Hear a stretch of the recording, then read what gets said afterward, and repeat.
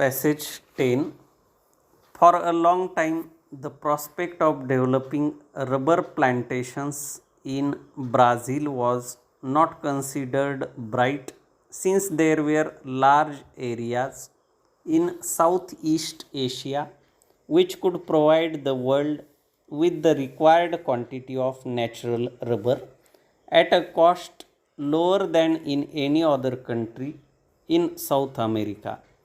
However, World War was a stunning blow on the European nations, which had relied mainly on Malaya and Indonesia for the supply of natural rubber.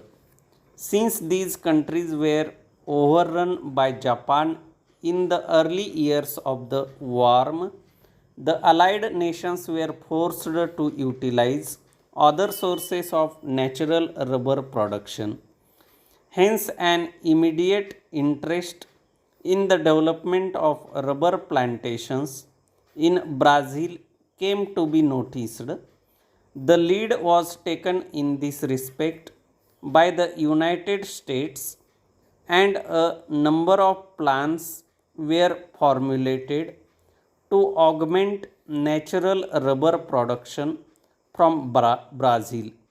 During the war years, Brazil was able to provide about 1,25,000 tons of natural rubber to the United States. Para. A number of reasons can be found for the slow progress of rubber plantation industry in Brazil. It is reported that the small farmers have practically no interest in planting rubber on their own initiative because of the lack of knowledge of the plant, lack of money, and the uncertainty of a profitable market. Since rubber is not a food crop, there is also the absence of that appeal.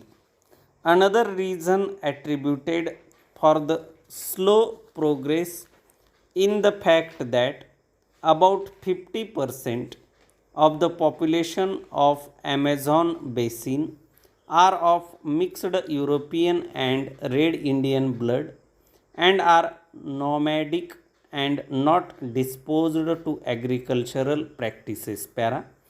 The facilities of transport and communications are also meager in certain areas suitable for rubber cultivation. In a number of reports prepared by experts on the plantation industry in Brazil, in the past it has been observed that it would not pay Brazil in the near future to start planting rubber in competition with Southeast Asia because she would first have to spend an immense amount of capital in forest clearing, draining, sanitation, transport, food crop cultivation, and rearing of cattle, poultry, and other livestock. The setback felt by the incidence of leaf diseases has also discouraged large scale planting in Brazil. Para. In Brazil, all the rubber produced or imported passes through the hands of government. A number of government organizations are also engaged in the promotion of rubber industry. The supply of natural rubber is controlled by the Amazon Credit Bank at prices established by the Executive Committee for Rubber Protection. This committee allocates natural rubber to manufacturers. The rubber superintendent, an autonomous government body, maintains a balance between supply and demand of rubber. At the highest level, there is the National Rubber Council, which decides the policy relating to rubber. The collection and distribution of wild rubber is controlled by the Amazon Credit Bank.